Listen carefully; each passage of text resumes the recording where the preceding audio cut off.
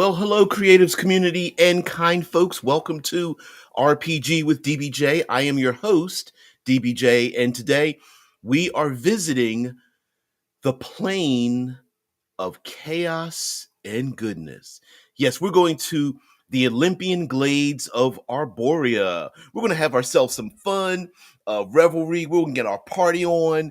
Uh, this is the plane where you get here, and if you have any inkling of like wanting to go out and have yourself a really good time, this is the place you really want to be.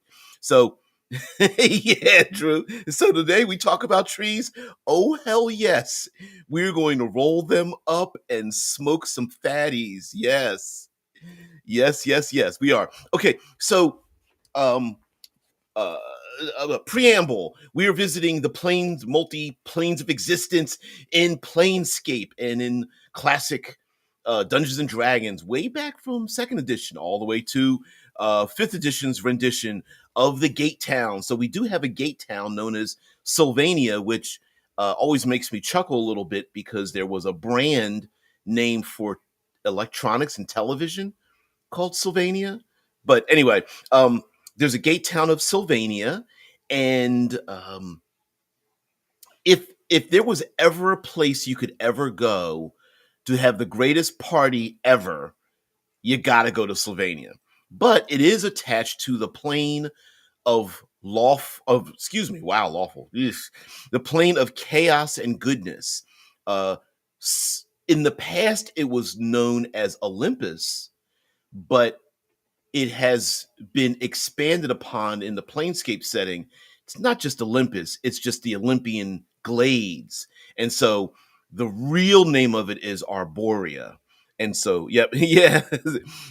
She says, I demand you let me into Sylvania, gateway to Arborea, for I hail from Ann Arbor. Yeah, lots of trees. As a matter of fact, they even state that a lot of trees are like mountain sized. So, yeah, pretty much that way. So, um we have to tell a lot of stories, so we need to get into some details about Arborea, the plane, this plane of existence and such. What? Drew says, watched it. Heath last, I had it on in the background while I was writing, but I didn't catch that. Watched it last. Doug mentioned there that you, DBJ, get a mention in his Heroine's Labyrinth book. Really? That's pretty. Oh, that's kind of awesome. I feel kind of good about that. I'm gonna have to hit him. I'm gonna have to hit him back up and just and thank him for that. He told me he was going to do that, and I was like, yeah, whatever. Um, Shai says, yeah, where we both be hitting. Oh man. So well, there's going to be more than hitting the trees and such, and I do want to bring up one specific thing about the planes of existence, and this is a little pet peeve of mine when it comes to us as role players. So let me get the bad part out of the way. Um, the alignment system, while it's very maligned in tabletop role playing games, uh, a lot of the problems are not about the alignment system. A lot of the problems are our fault. Sometimes we over canonize a thing to the point where the incorrect information is spread around as if it's correct. So, an example would be that alignment is a straitjacket of which you can never escape because you always must act a particular way, and it's never been that way. It's never been described that way. It's always been these uh, circles of overlapping. Um, if you are this alignment, you tend towards these behavioral traits. It's never been that way. And for an example, the literal plane that's associated with the physical representation of lawful. Wow, I keep saying lawful. That's the chaos in my brain. The physical representation of chaos and goodness has things that are structured and evil in it. And this is literally the physical representation. It's the plane, the home of where those of chaos and goodness would go. So let me read this part out. Let's see. Arborea, sometimes simplified to just Olympus or Arborea, is the outer plane, the great wheel cosmic alignment. Um, it's known to have lots of elven culture there, gnomish culture and such. Arborea is the first and foremost land of emotions, running high, deep, and far. These are all positive. These are all positive emotions. Arborea is a place of powerful love and hate, where rage and joy are equally common and equally honored. Like Limbo, it could be considered the opposite of um, Mechanus or Mechanus, not in the sense that it countered rigid order with formless chaos, but in that its deep-seated feelings are the antithesis of Nirvana's mechanical logic. Um, Greed, envy, lust, and wrath are strong on Arborea, and emotions could be released with dangerous consequences, but that is not to say that the plane is an evil one. Arborea is such a plane of good as it is, as it was. Oh, well, that's a weird wording. Arborea is a plane of such good as one of chaos, disavowing the notions of those who saw chaos as destructive disharmony or tumultuous maelstrom. Rather, the Olympian glades are a realm of individuality and independence, a good-natured place of celebrations and strong desires where personal freedom are paramount.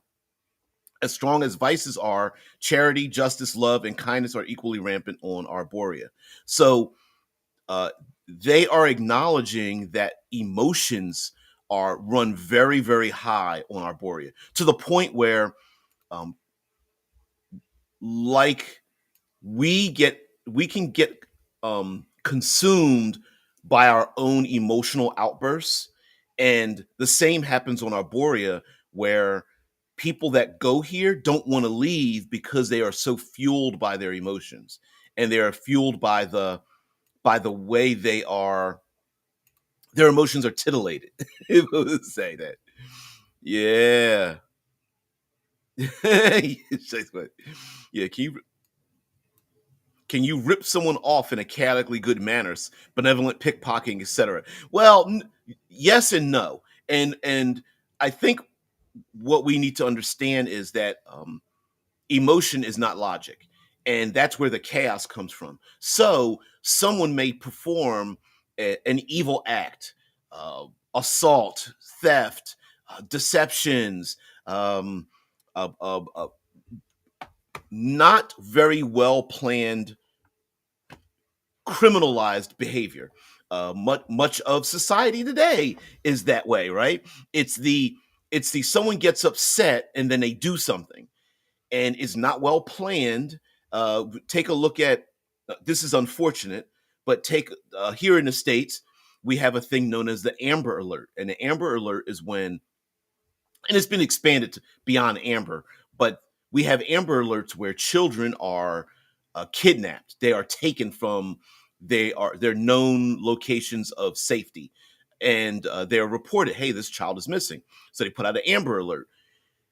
The vast majority, and I don't know a statistic on this, it's well into the above 90%, is that um, usually a direct family member, a parent, or family members kidnap the child due to an emotional outburst.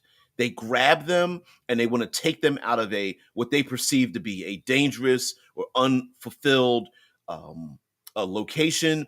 Maybe they are being denied their ability to help raise the child or whatever. And then what do? They put the child in and they run away. Now, the other 10% is usually like carjackings and things like that. Someone steals a car and then they start driving and then they hear a child in the background and they're just like, shit. And they realize that they have a child with them. But what ends up happening is that it's an emotional outburst. They're doing something that's pretty damn dangerous, stealing a child and putting out alerts. And there's police and maybe even FBI. And they're crossing state lines and blah blah blah. But they're not thinking about it. So I think Arborea is a place of when it say strong emotions, it could be jealousy, rage, when it comes to like what you mentioned there about like pickpocketing and things, someone just is like, I want that thing, and then they go take it, not thinking about, could they ask for it or buy it, or have an individual build that thing for them and get it for whatever the case may be, right? They're not thinking, and unfortunately their emotional outburst causes somebody else to have their emotional outburst. Hey, where's my wallet? Hey, you mofo, give me back my wallet. And the person's like, sorry, it just looked really good, jewelry or something like that. Man, I just had to have it. And while one person is thinking, shit, I did the wrong thing, I should apologize, it's too late. You already got punched in the face by the other person. So purely chaos. But the goodness of it, I believe, comes through with the fact that there is an ability, um, the, the pervading desire of the plane makes people realize that maybe they do understand that they did something wrong. Maybe they do want to make amends. Maybe some of the greatest rivals in history are best friends. They have a love hate relationship. There could even be. I'm thinking of. What's the plane of existence that's very Norse, where you could have like a clan of giants fighting against the warrior Viking like individuals. Hell, just the Olympian mythology itself is very chaotic in the sense of like you got humans, mortal humans raising their fists in the air because the Olympian gods are always assholes. You got Zeus coming down to earth, pretty much basically shape changing so he can sexually assault as many people as possible. You have the petty squabblings amongst the Olympian gods who are constantly getting involved in the affairs of mortals, and then mortals realizing what those are, and then going on adventures to fight up against the very gods themselves. And we don't really see that too often in role playing, where now, I'm not saying that players don't want to kill the gods. What I mean is we don't often see stories that have the gods imposing their will on people in such a direct manner. Zeus literally shape changing to have sexual congress with mortals is pretty damn direct, rather than a global, the god of darkness just blankets the region into eternal darkness or something like that. It seems to be a step back. And in the Olympian mythology, it seems to be very direct. And how many stories have we heard where in the um, Greco-Roman mythology about anger and jealousy? Hey, you didn't the Neptune, you didn't appease me when you went to go sail in your ship. Well, I'm going to strike you with a storm. Aphrodite, who said that mortal is more beautiful than I am, and such. And I believe it's much more related to emotion, and some of the dangerous parts of emotion too. Uh, Road rage is a perfect example of emotions getting out of control. Someone does something, could be inadvertent, could be on purpose, on a road that may cause um, eventual danger and harm to someone else, and then that person driving along, realizing that, whew, I avoided such a terrible fate, now gets upset and wants to take that out on the person that caused the road rage in the first place, who may or may not even understand what they did, and even if they did, and they're assholes, and they also are doing something, and it just compounds on each other. Um, Sylvania, the gate town to Arborea, is one in which it's an eternal party, and part of it is it's kind of fun and it's kind of cool. I think there's some story ideas we can pull from it.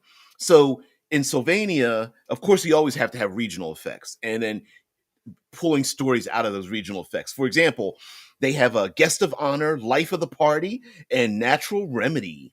So in guest of honor, everyone in Sylvania knows each other's preferred name.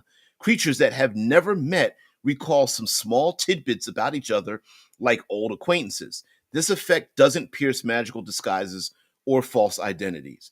So, the magic of this place means that when you arrive, people just happen to know you. They in a weird way, they kind of remember you from a past life, or they happen to know some of like your favorite food and drink. Maybe they are revelers like you, and they know that, hey, this is your favorite dance, or they remember some adventures you've been on and such. I'm sure it doesn't feel it's not something so intrusive that someone knows a dark, deep secret. But it is kind of weird to go someplace where people you've never met know many things about you, almost like they did a internet search on you and found out some things about you. Also, for life of the party, music and merriment pervade the town. Flowers and trees bob to the beat, and small birds and sentient, they call them tea kettles, whistle jaunty tunes. It is very much like it's very much like a Pixar Disney movie, where it's not just music dancing, but like fireflies blink to the beat of the music, and trees sway back and forth, and things like that. And there's people playing perfectly tuned music while using spoons, beating on tree stumps, and like it says, there's kettles that are whistling, but their kettle tops are like bobbing to the music and things like that, and having fun and such. It's a person, I don't know, a bartender that pours a drink and never spills a drop, but just basically like splashes the drink into people's cups everywhere and such. You can have a little bit of tongue-in-cheek funness with this, but also I think yes, she's like, wait, is Arborea some kind of corny Disney sing along? Maybe not all of Arborea, but Sylvania very much is the way it's described. It is. I mean, if you read into it, you're just like, so wait, what? You mean like the chairs and rugs and stuff start like dancing and singing? It's weird. Uh, yes, it is very much a Disney Pixar sing along kind of thing. Now, okay, as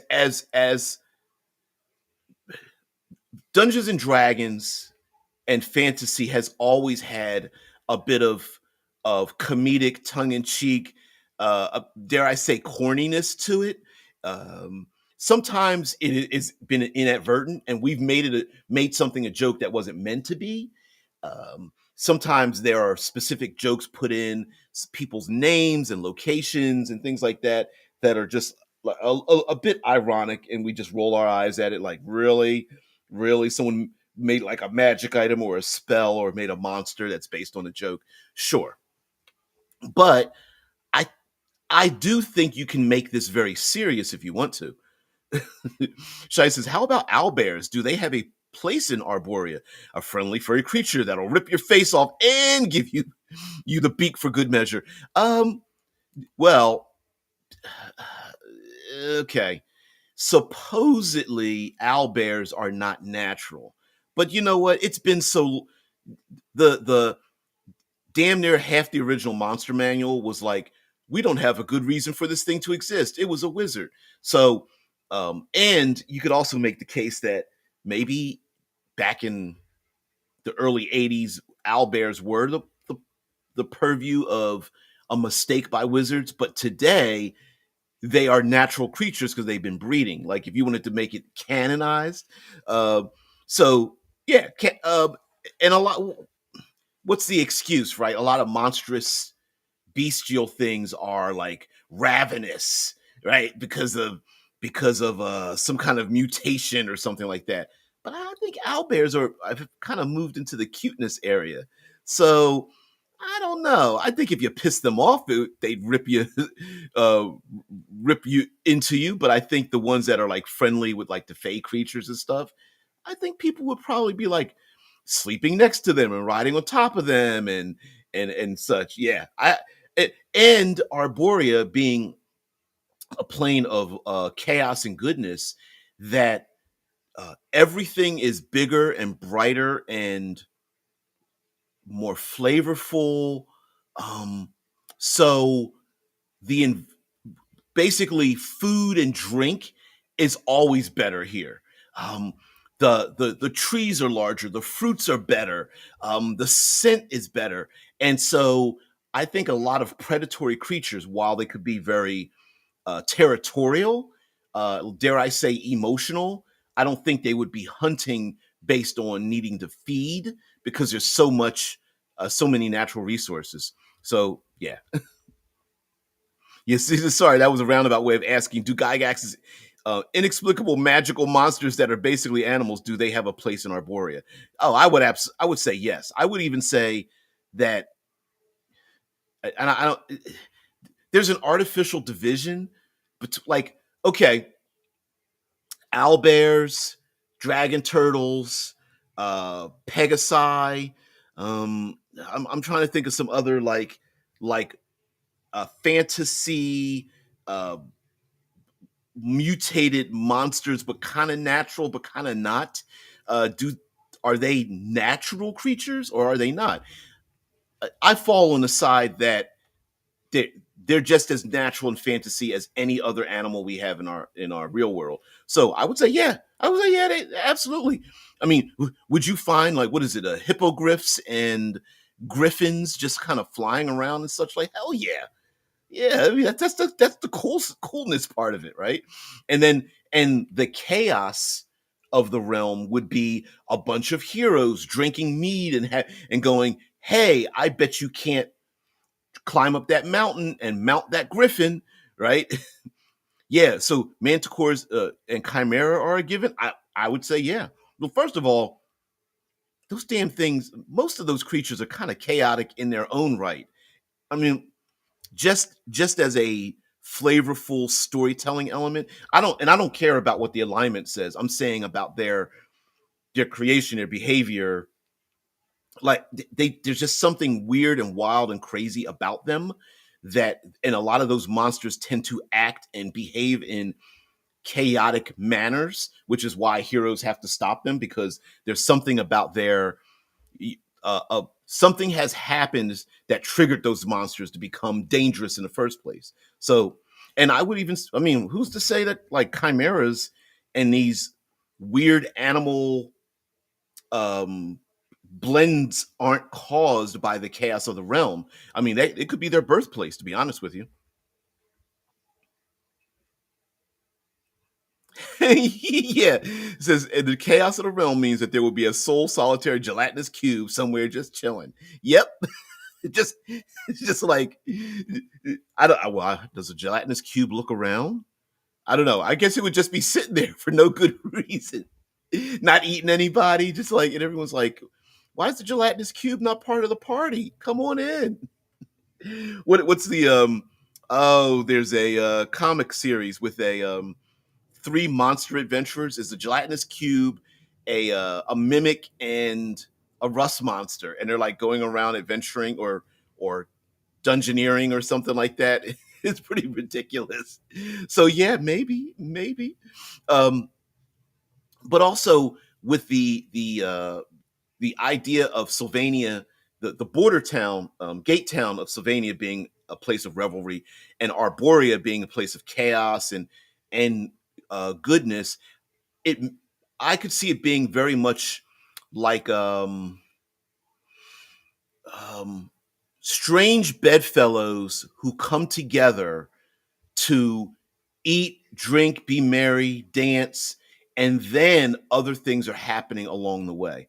How many stories have we ever read or seen broadcast where there is a party or a dinner or a gathering, a get together, usually some kind of festival or some joyous occasion, and strange bedfellows come together, enemies, come to a wedding, and they the drama ensues as people look at each other across the way.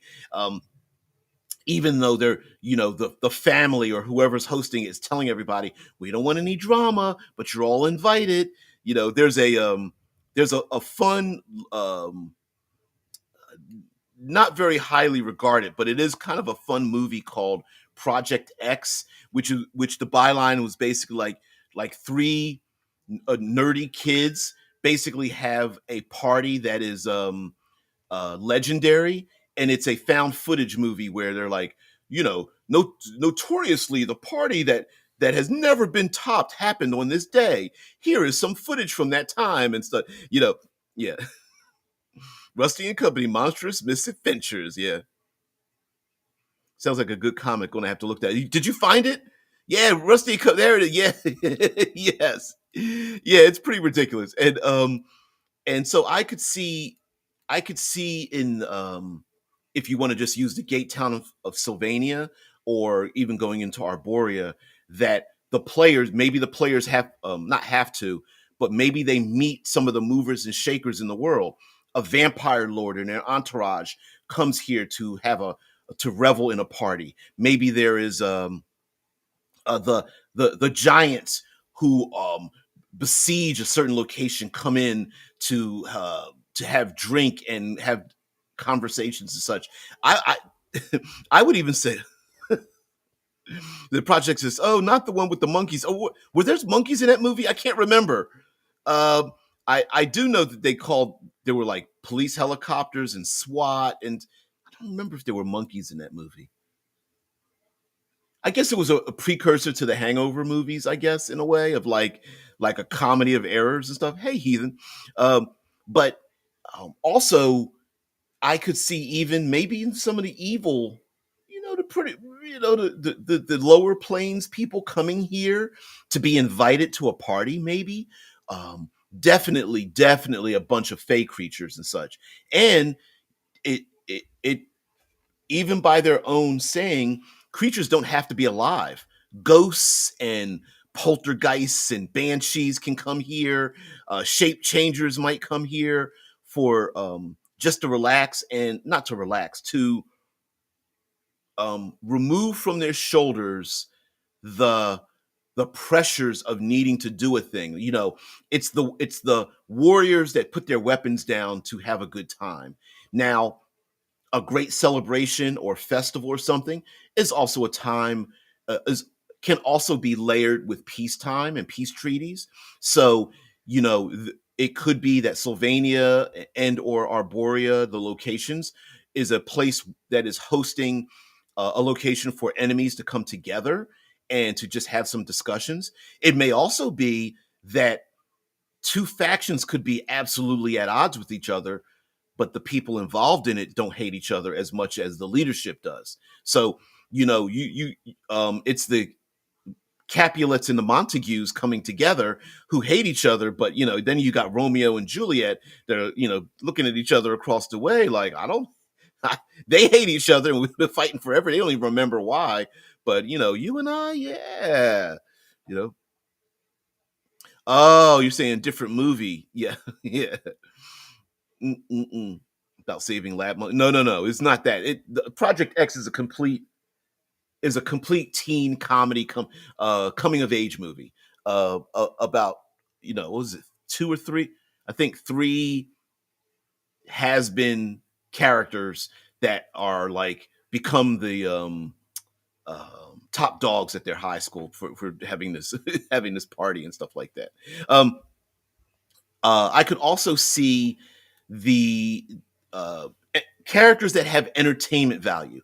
Of course, bards, but other characters that are um, and players and or players that love to be very social. This would be a great time for them to have great social interactions and an excuse for people letting their hair down by drinking and revelry, and of course rolling and smoking those trees, and any other kinds of things, problematic things that won't be included in the book, but you might want to include in your setting, that allow people to, drop their guard a little bit, to talk about their machinations, or to find out like who or what or when a particular uh, dangerous or dramatic event is going to happen, and how it's going to intrude with the player characters. Like, for example, there could be, I don't know, celestial guardians that have come from.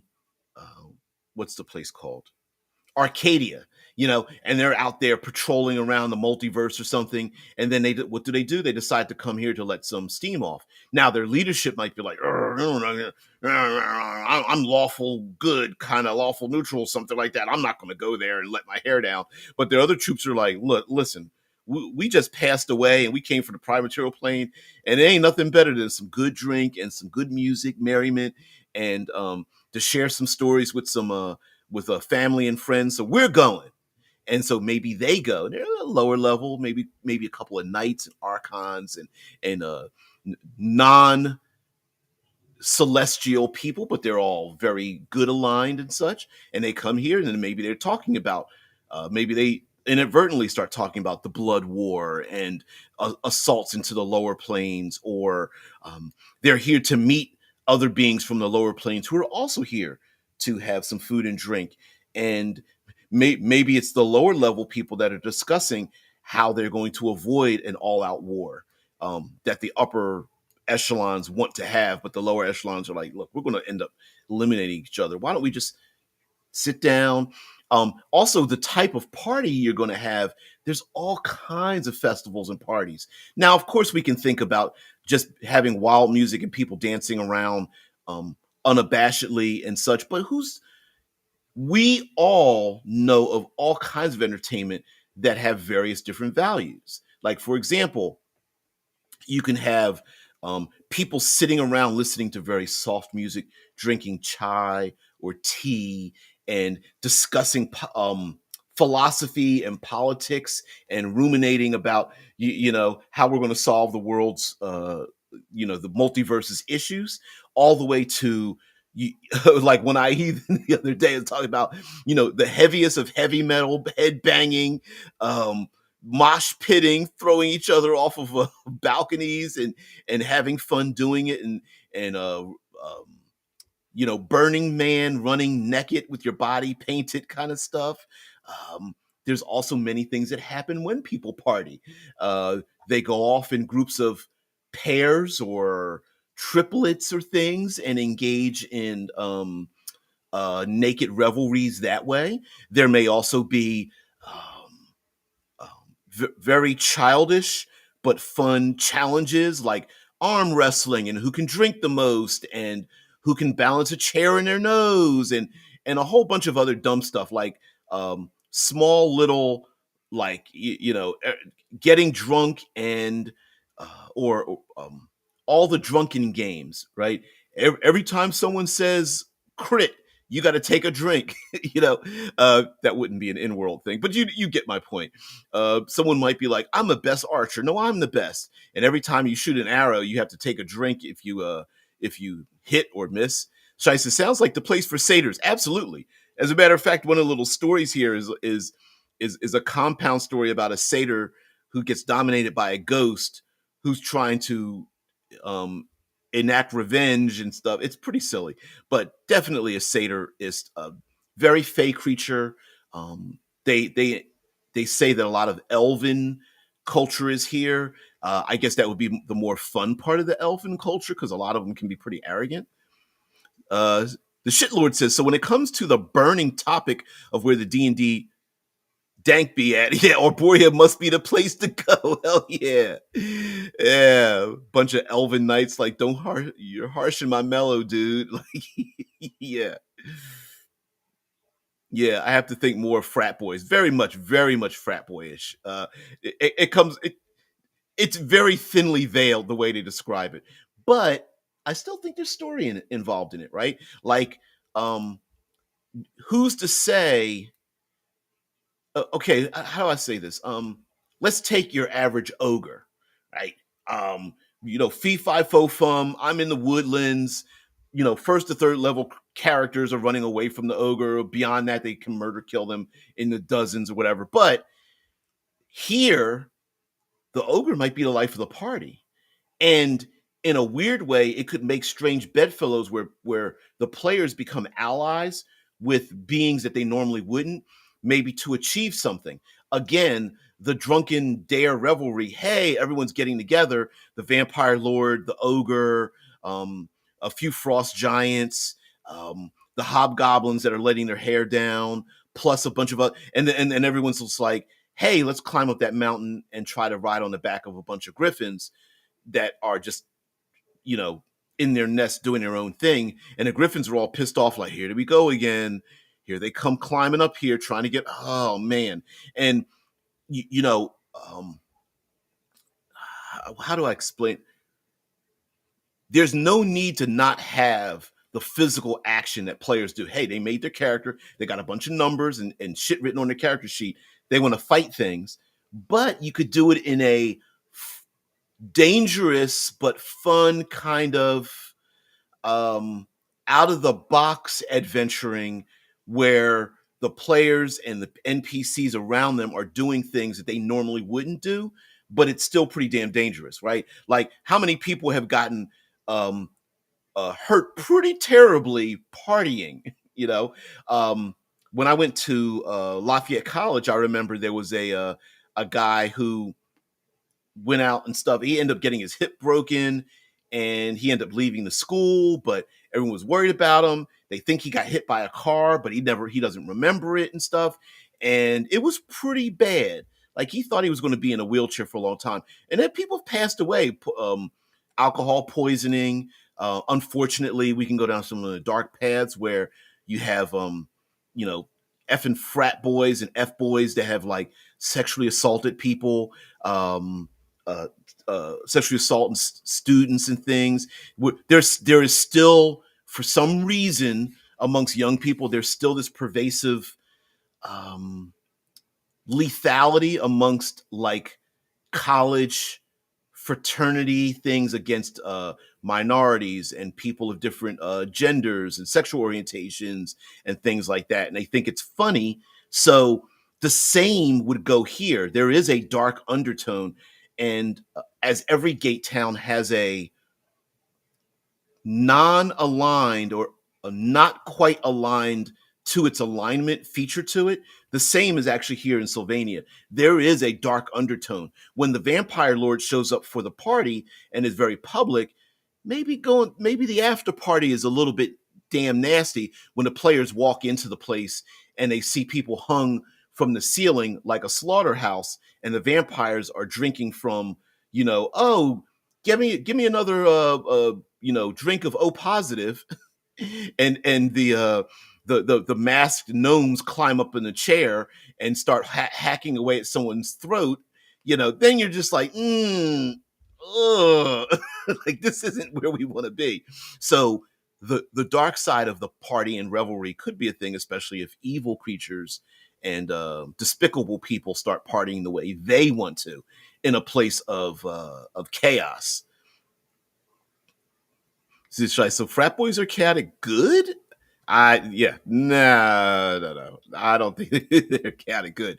I think the goodness part of it will come about where other people, strange bedfellows, get together and they're like, "Hey, we need to stop this. Like, this isn't right." Um, the good part is that the evil, despicable people they're not invested in doing the evil, despicable thing. The ogre that normally would take a big club and smash people over the head is just here to drink and have fun and to laugh at funny limericks, right? The halfling that's doing acrobatics and the ogre is just like hugging them too hard. The ogre may go along with the PCs like, what? There's like vampire lords in the basement, like cutting people's throats open. That's nasty, right? So, hey, this is a great opportunity for me to grab a stick and beat people about the head and shoulders. Come on, you know, that kind of thing. Drew says, but I would party like the Menads, and yes, that might include some light cannibalism, some like. uh,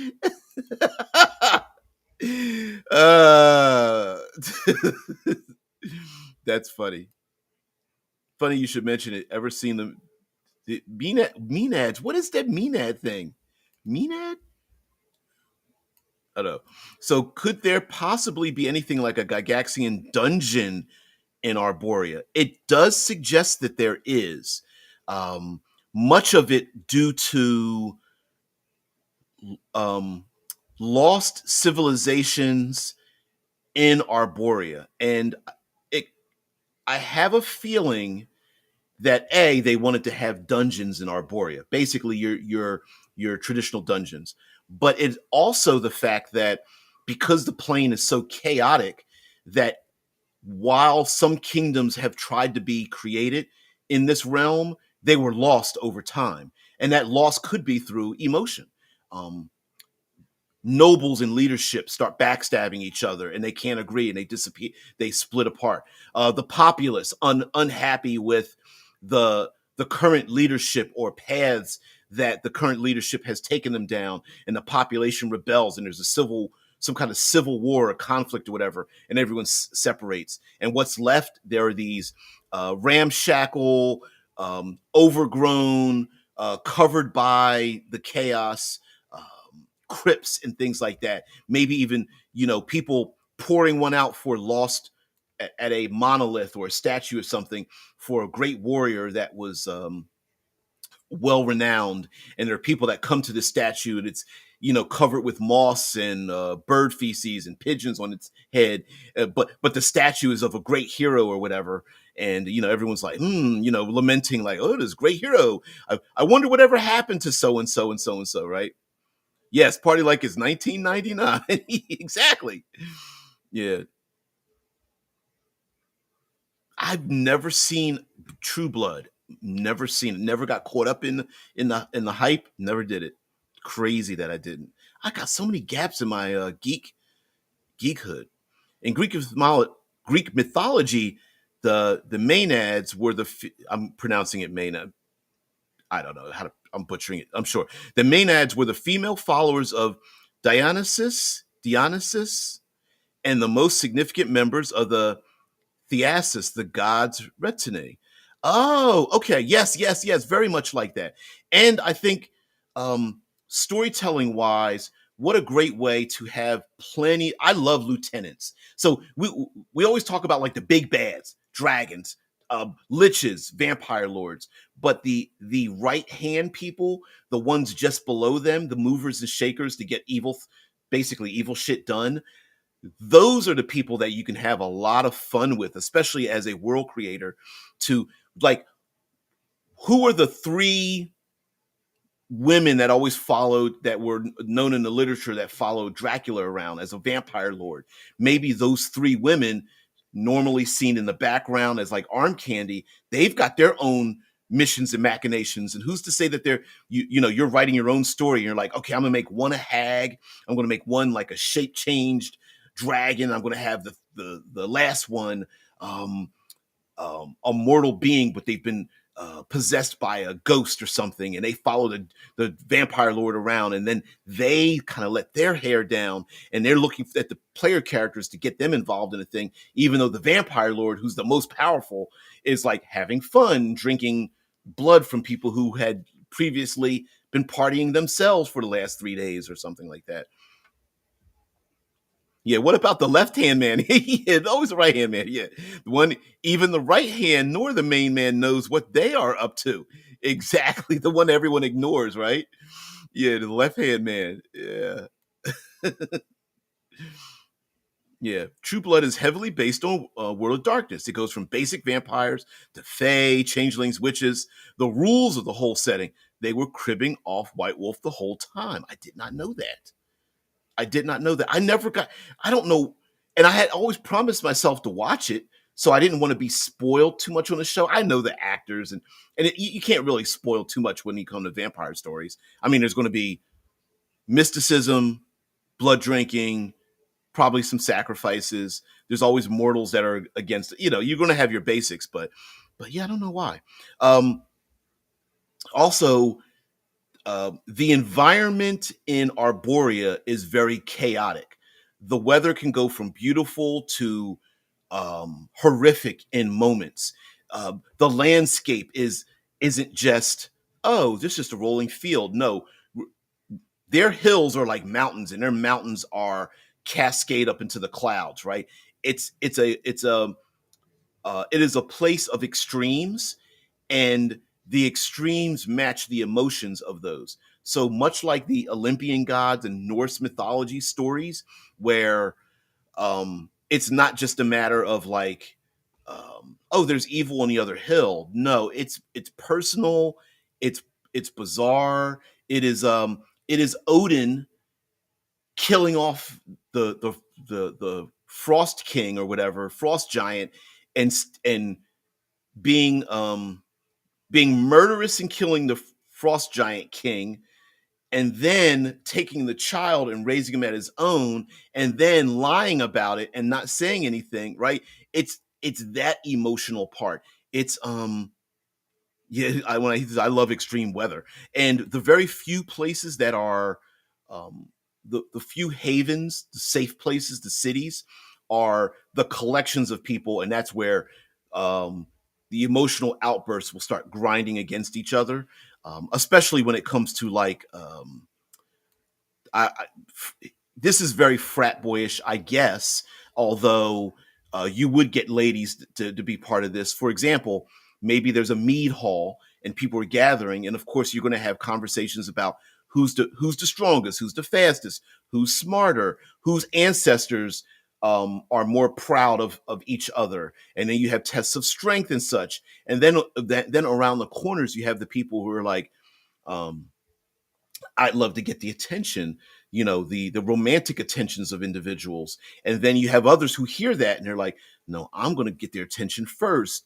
And you have basically lying and cheating on their spouses, and you have um, what would you call it? Like um, sexual congress as a prize that is only one way, right? Like, oh, I'm going to get that person because I'm going to see if I can. Emotion, jealousy, lust, all that kind of stuff, vanity or whatever. And the other person's like has nothing to do with it, and they're just like, what? How am I part of this drama? Like, I don't have anything to do with that, right?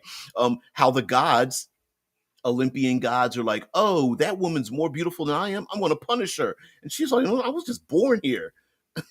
Like, what do I have to do with you? Leave me alone. So adultery is chaotic good too. In your eyes, yes, it's both chaotic and oh so good. No, it's not good. It's emotional, and that's the chaotic. So it's pure chaos, and then trying to fix it later afterwards is the good part. This man trying to remember what the story was, where a demon was forced to come out of hell with a soul of a murderer that was saved from death by his father, a heart surgeon. Are you talking about a TV show? Because there was a TV show, I think it was called Brimstone. No, that wasn't the plot. The Brimstone was somehow it was like a police officer or a detective or something that did something evil and went to hell, and then he was released from hell to go after other evil beings in the streets and stuff. Yeah, the demon was sent with the human as punishment by the devil too. The demon actually liked it in hell. I can't remember. Oh, it was a book, then they made a movie out of it. Yeah, and um also like I was saying before, that let's not over canonize something that doesn't need to be.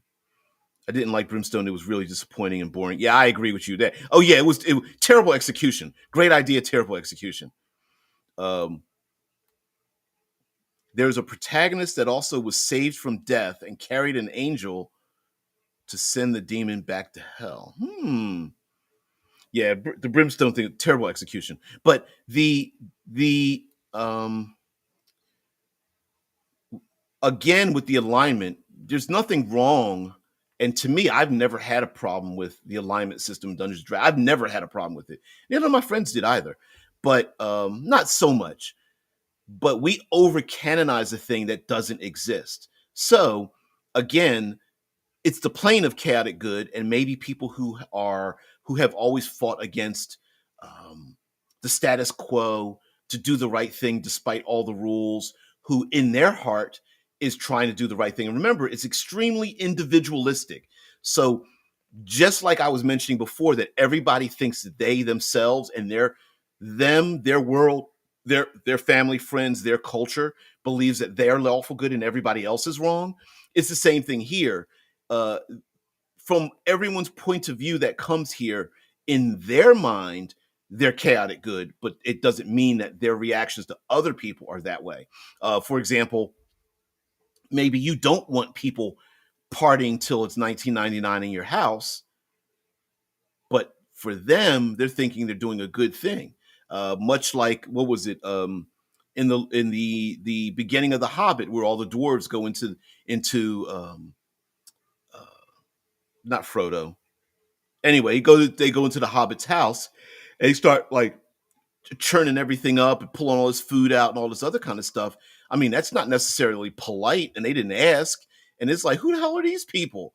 And then, and eventually they do eat, and they cook food, and they drink and stuff, and then they end up cleaning up after themselves, um, very stylistically. But the point is that it is so individual. I think that the evil done on the plane, from the point of view of the people doing it, to them, they think it's good.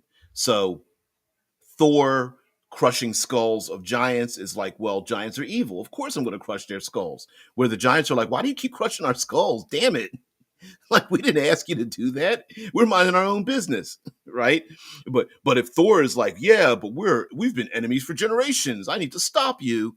From his own point of view, he thinks he's doing a good thing. And so I think that's what happens here as well. Demon was riding on a guy who murdered his mother and sister as a sacrifice to the devil in an attempt to get into hell, where he wanted to go. Ooh. Oh yeah, writing angels as angle reminds me of Hot Fuzz. Yeah, it's like the people that write instead of writing rogue, they write rouge. And usually it's a spell check thing. Yeah. You need to find this movie there, TA. Yeah, alignment system. I've never had a problem with it either. In fact, arguing over the details is a source of unlimited entertainment. Yeah. That's the only thing I never liked about it. It's like, all right, let's not have an out of game 45-minute dissertation on what alignment is or isn't. Why don't we just play the game? It's Bilbo. Yes, it is Bilbo. Uh, TA's doing a whole. Yeah, yeah. So basically, they see themselves as the heroes of their own story. Absolutely, absolutely. Yeah. Yeah.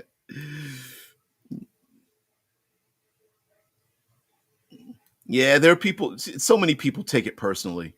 It's so weird too, because it's like, and I think it's our fear of,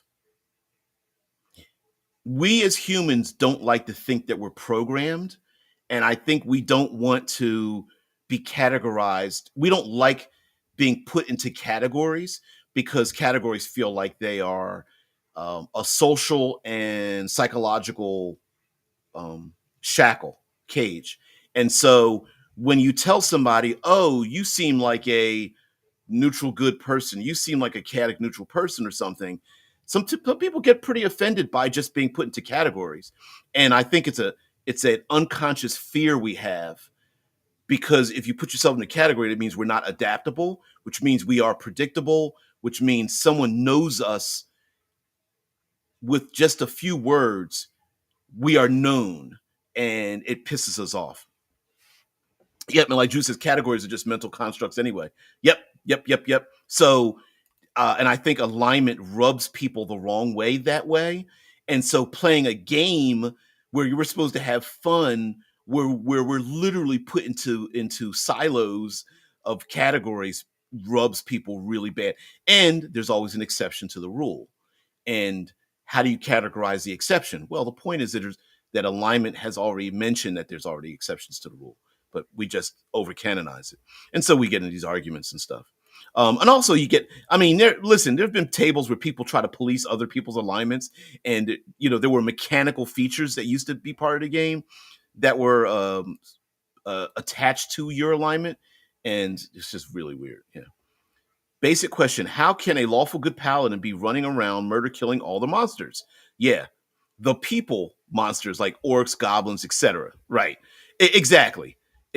And then again, it's on one hand, it's hard to run a game of pacifists. On the other hand, you have to explain, like, there are lawful good people who are murder killing things, right? And so how do you explain that? Well, you explain it because it's a fantasy world, and that it is what it is, right? You don't need to explain it, it just is. But people have a hard time understanding that. What would be interesting is for a god of order demanding and punishing someone for not doing something the person sees as chaotic because they can't see the big picture that leads to order. Exactly, and that's where the fun comes in, right? Like, much of okay, most problems come about because of perception. So, two lawful good people can be both right and wrong at the exact same time. So, a lawful good soldier might have to, it might be tasked with protecting a village of 100 people, and a lawful good commander might be tasked with protecting a county of 10,000 people. So the lawful good commander protecting 10,000 gives an instruction to the lower person: you need to leave the people that you're protecting, the 100 people, alone and join my army now. But the lawful good one that's protecting the smaller group is like, yes, but I will not be, I can't join you. I need to protect these 100 people. Are they both right? It, could that person get punished? And it's all about perception, right? It's about the bigger picture. And the bigger your picture, the difference your outlook has on the world at large. So, um, what was it correct to send soldiers to storm the beaches of Normandy, knowing that so many hundreds and thousands of them would be killed to do so to achieve a goal? you know you would have to decide if what kind of alignment would be the person that would make that decision to get the thing done, right? Yeah. Got any anecdotes, people getting angry and flipping over alignment discussions? I didn't get punched in the eye over alignment. I got punched in the eye over role-playing games. Yeah. Really messes with people's perception by only giving them the details as players that the characters as mere mortals can see and experience. Yep, absolutely. Yeah, yeah. Drew says, better to be chaotic fun than being a party pooper. I wonder, I wonder what kind of punishments would happen in a plane of this plane of chaotic good if you are the party pooper. Like, if you're super serious and you think it's like, it's a waste of time and we've got better things to do. Would would they try to force you to become a party person or kick you out, or I don't know. Maybe you just wouldn't. Maybe socially, you just wouldn't be able to get anything done because no one would listen to you.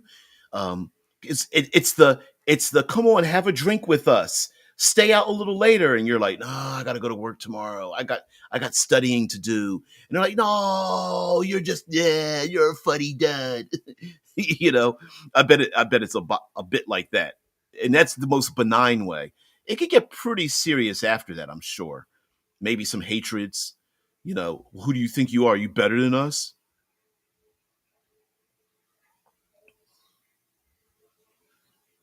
Yeah. People always getting their panties in a twist. Mm-mm-mm.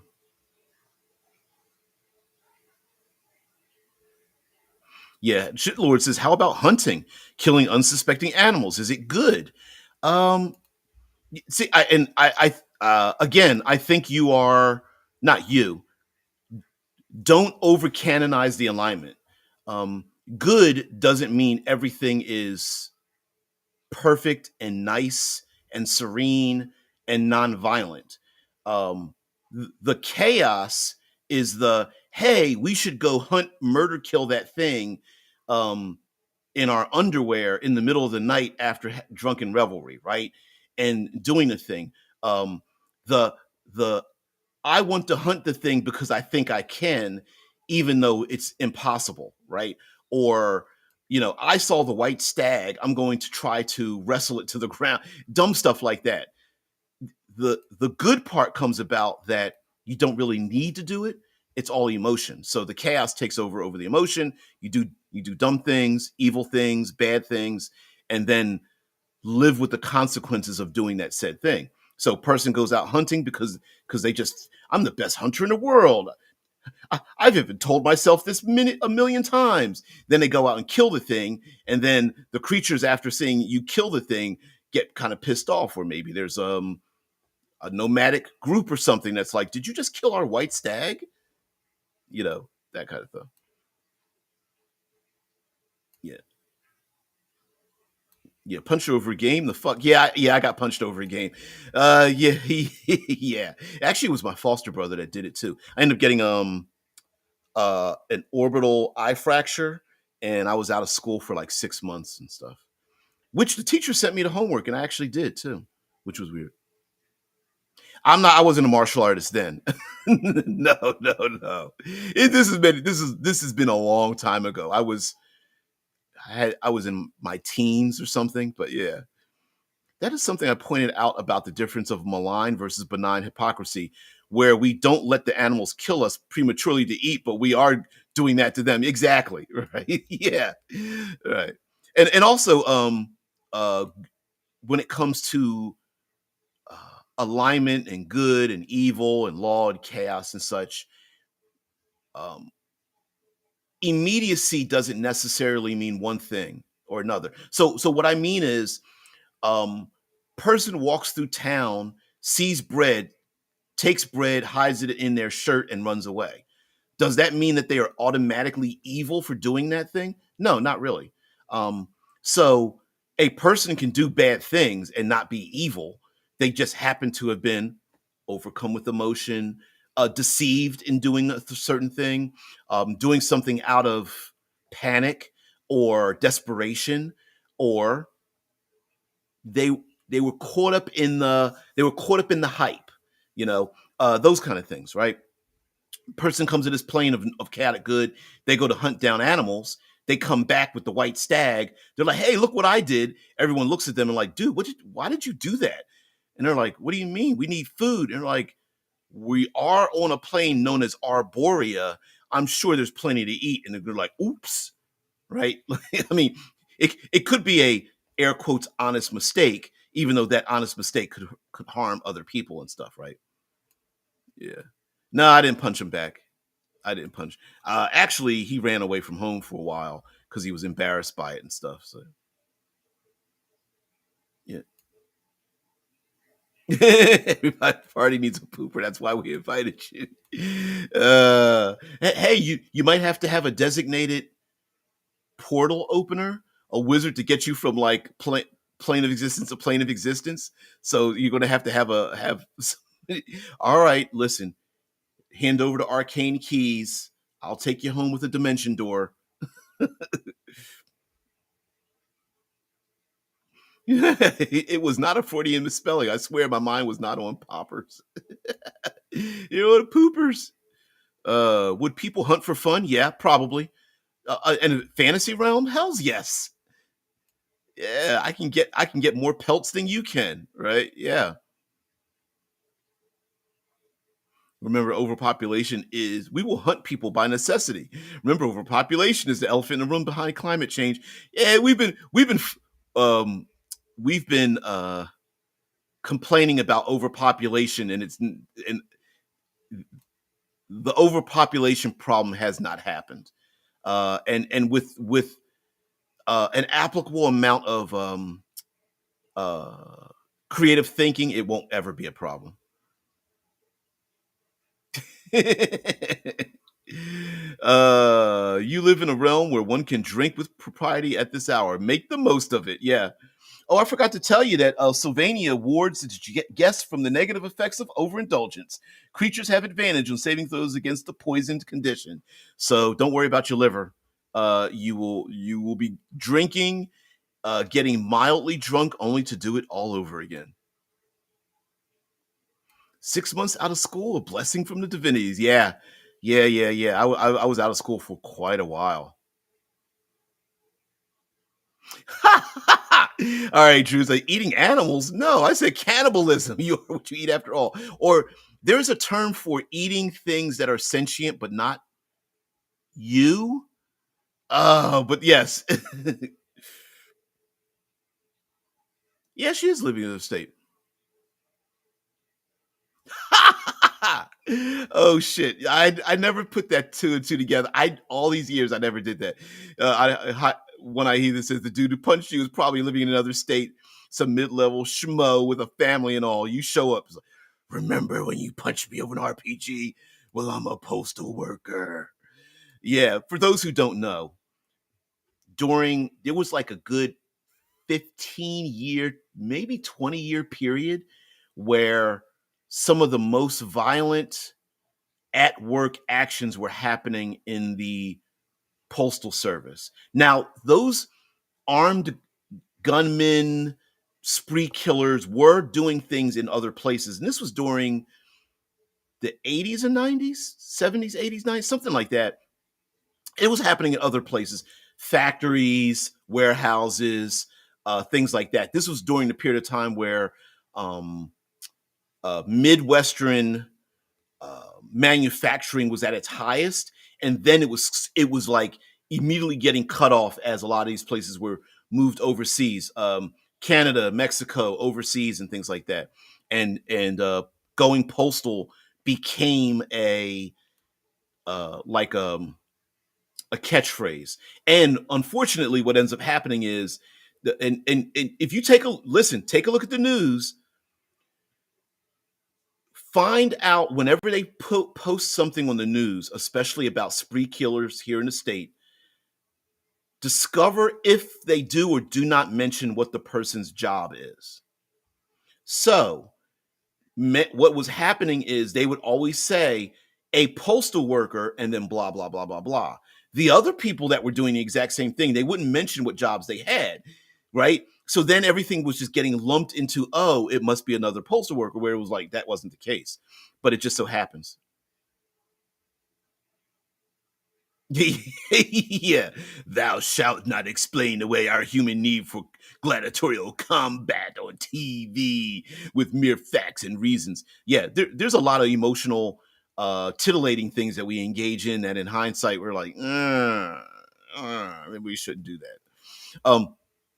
But anyway, I my formidable years were 80s, 90s. I was born in 70, so usually what late like age 10 to 30, so 80s, 90s, and 2000s were my era. Um, yeah. Yep, they would always describe the postal workers as disgruntled. We even do that today. I always thought that was weird. Like, what did we think they were happy go lucky shooters? Yeah. Yeah. But I I'm not defending. Listen, this is not a defense of spree shooters. My issue is my point about people's emotions, that the when people try to and engage in harming other people, it is the extreme of making the world fit into their emotional state, which is why I don't like people when social media is full of people who have an emotional state and they want the world to be reflected by their emotions, even though emotions are very temporary. So someone is upset and angry and offended, and they could have a right to feel that way. I think people have the right to feel every way they want to. You just don't have the right to impose your feelings on other people. And so yeah, I mean, I'm usually disgruntled once, twice a week for the last 30 years or something. Yeah. Drew says, now I need a World of Darkness game in which postal workers are what is played. Yeah, just walking around. Yeah. Was that fantasy story by Terry Pratchett going postal? There is something like that. Let me look this up. Let me see. Where's it going from? Going. Oops.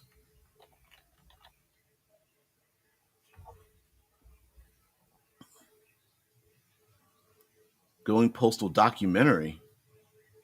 What?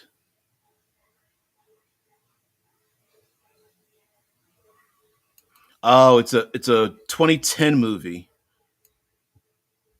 Murder by Proxy. How America Went Postal.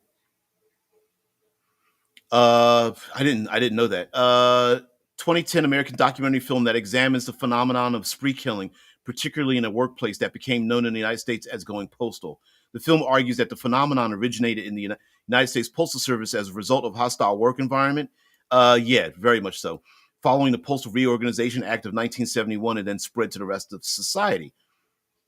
Presents a point of view that spree killings became widespread in the United States as a result of major socioeconomic shift that began during the Reagan era.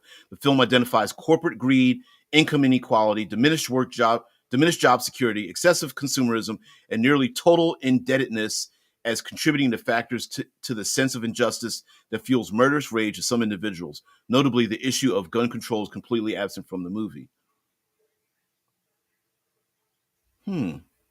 I did not know that.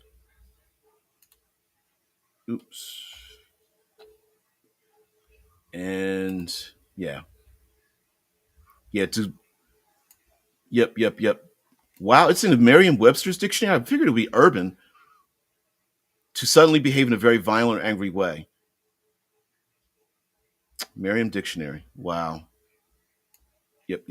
But also to if you add on to that, many ex-military went uh, when you apply to the postal service, you take a test here in the States, and that test you get points if you once were military.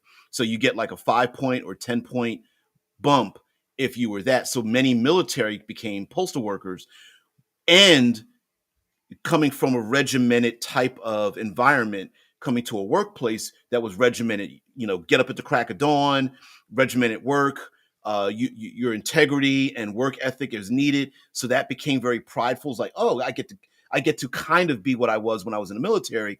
And then you add on top of that, um, young managerial staff that is talking, belittling individuals, talking down to them, basically not um, cherishing, honoring the hard work that goes into it.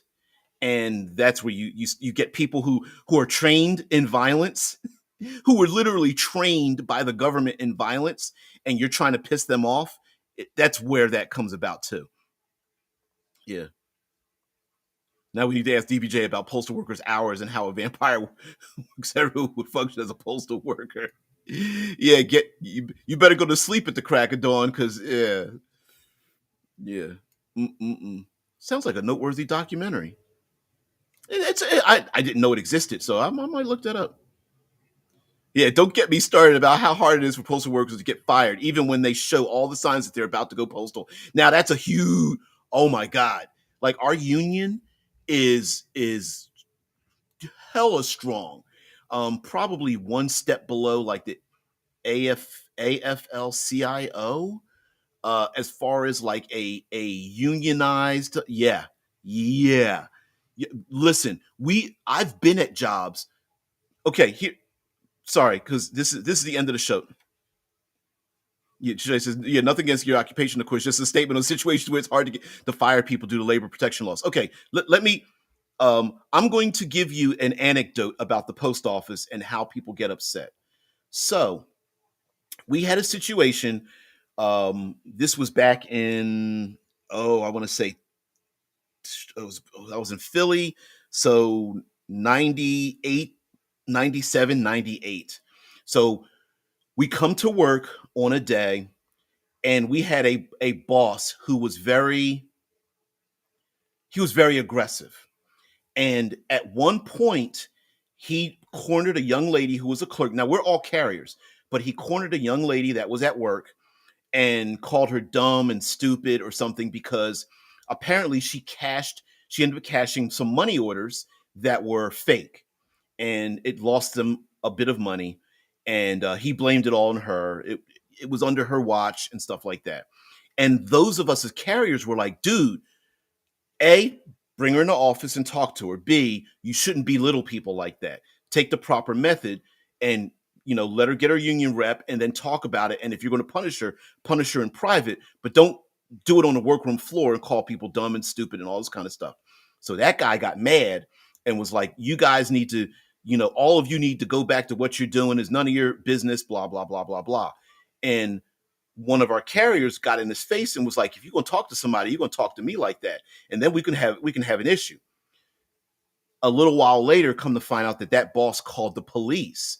The police came into our post office under the realm of where everybody was going postal and had all of us lay down on the ground with our hands behind our heads, thinking that when they called the police, they would come into a spree shooting event. Well, the police quickly realized that that wasn't the case. And because of that, a number of employees literally left and went home because they were literally shaking.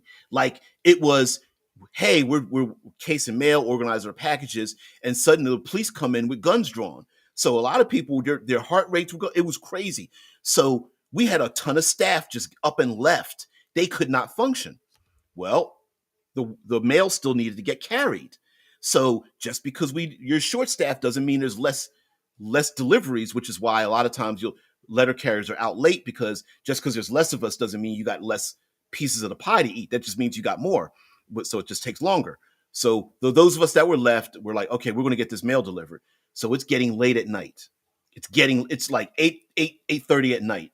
I come back, I do my little rude thing because the boss is like, I don't understand why you're late, blah, blah, blah, screaming at me. And I'm like, you caused all this. You're an asshole, whatever. So I dumped all my stuff on the ground.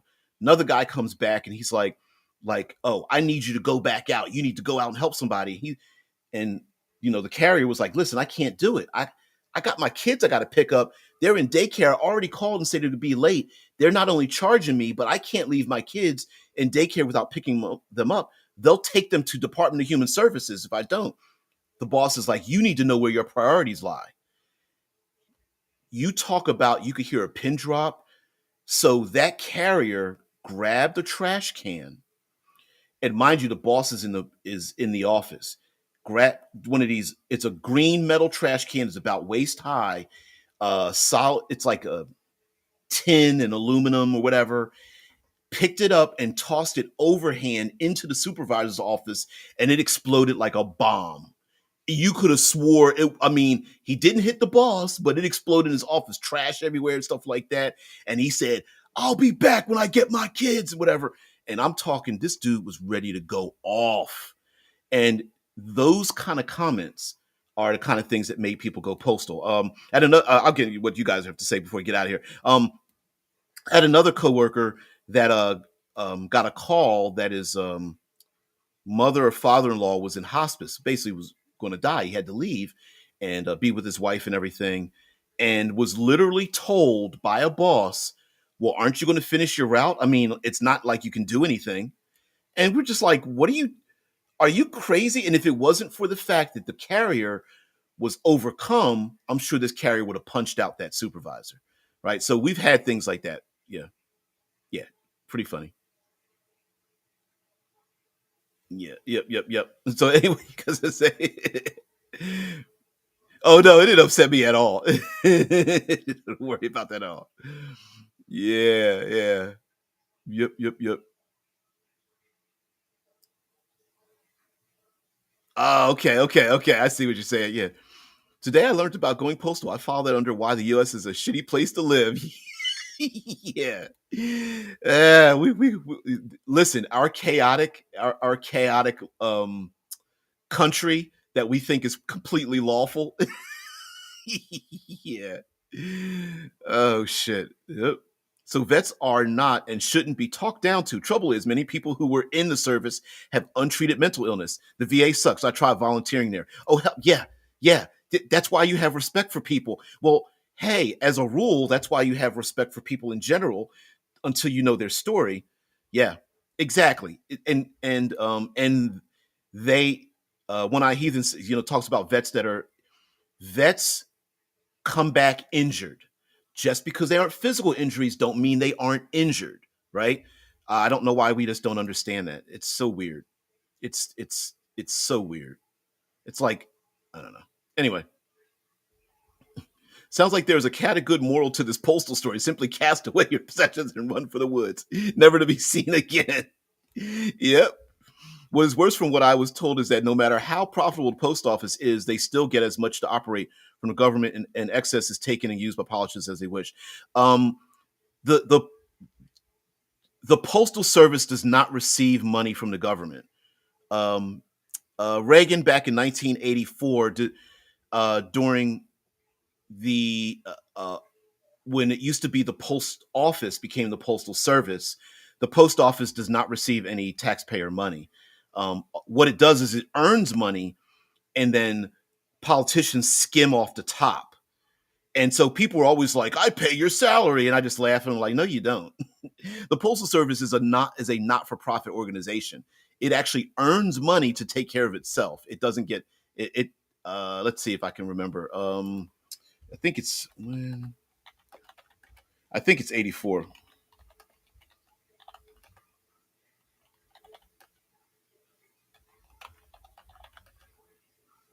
Let's see. Um, I think it's not 1970s. That's it. 1970s.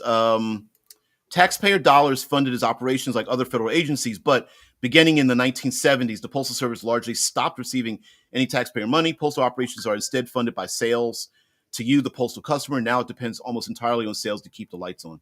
So yeah, I don't know why, and it still goes around.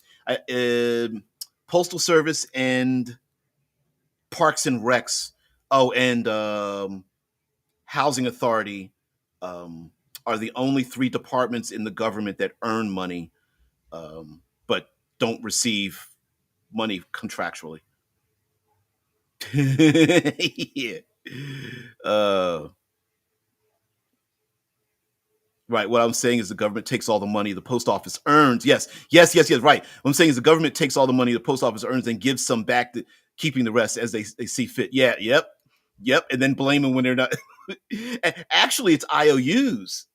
Actually, they take money that they think they're going to earn, and then when the post office can't earn the money to make up for it, then they're saying, "Well, you don't know how to manage your money." It's just like Social Security, right? We're going to take money that we think is going to happen in the future.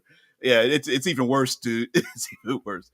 It says, "Oh wow, that's why the stools were so shitty at the old post office where I used to live. I literally donated 3 stools to them when I saw how shitty they were." Yep, yep.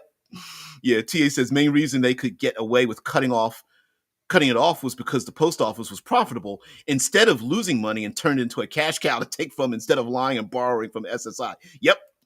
Yep. There you go. Look, slow clap to our politicians. Yeah, we're not even just gonna borrow what you have. We're gonna borrow from the future and what we think you're gonna get. And it's up to you to make up the loss that happens because of the money borrowed from the future. Yep. That's why for those of you that are across the pond, it's why we have trillions of dollars in debt, is because we keep borrowing from the future to fund a thing today and then hoping that somebody in the future will pay for it. Yeah, pretty funny.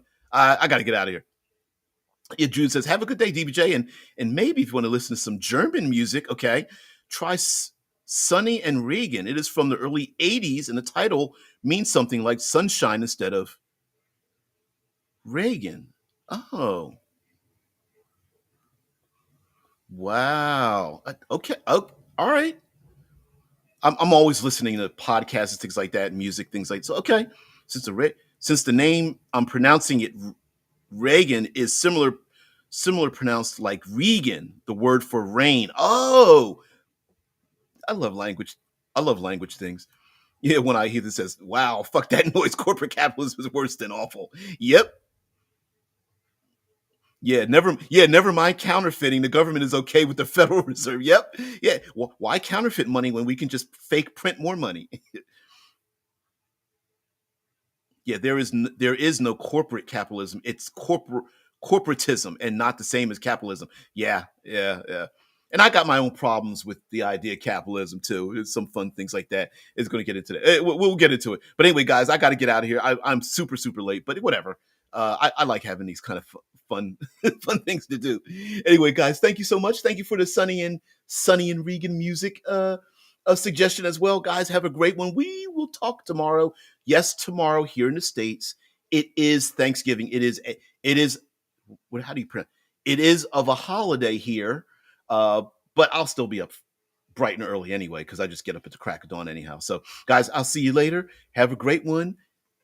thank you very much. And if you do celebrate a Thanksgiving or a form of it, even if you're here in the States or elsewhere, have a great one. Please get a slice of turkey or your favorite beverage and many other things as well for this day. Um, you know, fill your stomach up, fall asleep to the tryptophan, and have a great one. You guys have a great one. See you later. Peace.